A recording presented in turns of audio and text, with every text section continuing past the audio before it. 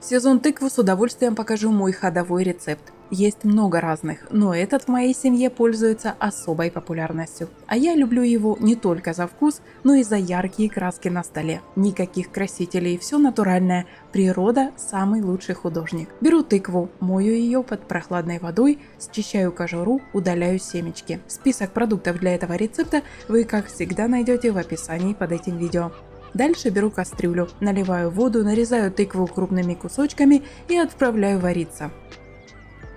Обычно этот сорт варится минут 15, но все равно проверяю, если легко проламывается, значит готово. Воду потом сливаю, чтобы не было лишней жидкости. Теперь делаю пюре. Можно блендером, можно просто толкушкой для картошки, как вам удобнее. Мне нравится, когда остаются мелкие кусочки, они потом попадаются в блинах и текстура интереснее. Дальше нужно остудить пюре. Готовлю основу для теста. В миску разбиваю 3 яйца, добавляю щепотку соли, немного сахара, ванильный сахар. Постепенно вливаю часть молока комнатной температуры и аккуратно размешиваю.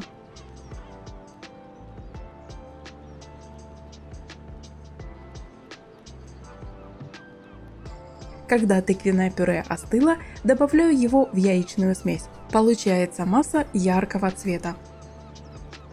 Теперь чередую муку и оставшееся молоко, постепенно перемешивая, чтобы не было комочков.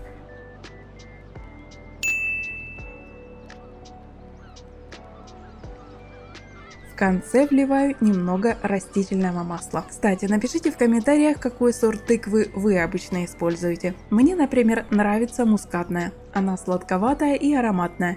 Идеально подходит для блинов и запеканок. Разогреваю сковороду, немного масла и начинаю выпекать блины. Вообще эти блины отличный вариант не только на завтрак, но и на ужин. Благодарю вас за лайк после просмотра видео. Так больше людей смогут увидеть этот вкусный и простой рецепт для всей семьи.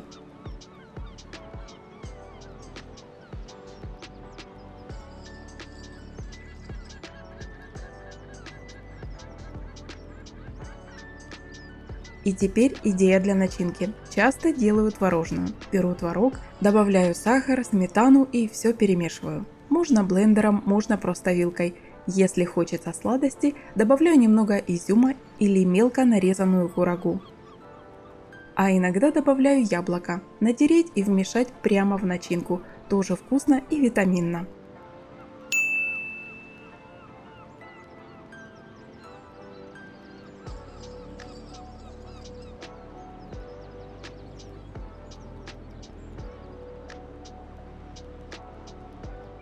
Готовые блины заворачиваю трубочкой, кладу на тарелку, посыпаю сахарной пудрой. Просто, быстро, красиво.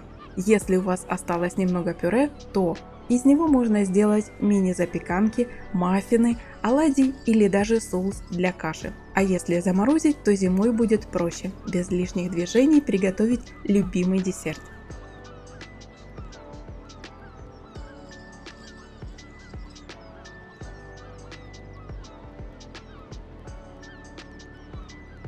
Вкусные блины и нежная начинка, питательная и простая.